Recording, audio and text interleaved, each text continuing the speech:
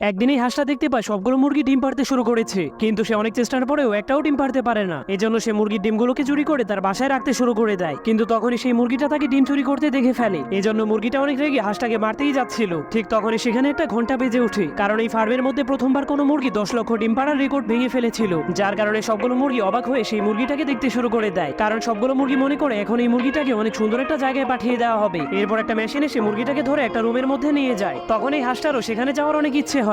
এরপর তাদের মালিক আসলেই সবগুলো মুরগি সেখান থেকে পালিয়ে যায়, কিন্তু মালিক সেই হাঁসটাকে ধরে ফেলে, কারণ সে একটাও ডিম পারেনি। তখন হাঁসটা বলে, মালিক আমাকে ছেড়ে দিন, আমি আজকে অনেক বড় একটি ডিম পারবো। এটা শোনার পর মালিক তাকে মাফ করে দেয়। এরপর তাদের সবার খাওয়া দাওয়ার টাইম হয়ে যায়। তখন এই হাঁসটা বড় ডিম পারার জন্য একসাথে অনেকগুলো খাবার খেয়ে ফেলে। এরপর সে তার বাসায় গিয়ে বসলেই মোটা হওয়ার কারণে সে নিচে ঢুকে যায়, যার কারণে তার 10 লক্ষ ডিম পাড়ার রেকর্ড কমপ্লিট হয়ে যায়। তখন সেই মেশিনটা এসে তাকে সেই রুমের মধ্যে নিয়ে যায়। এরপর হাঁসটাকে সেখানে নিয়ে ছিলে দেওয়া হয়, কারণ এখন তাদেরকে জবাই করা হবে। পার্ট 2 দেখতে চাইলে আপনার ফোনে কত % চার্জ আছে তা কমেন্ট করে দিন।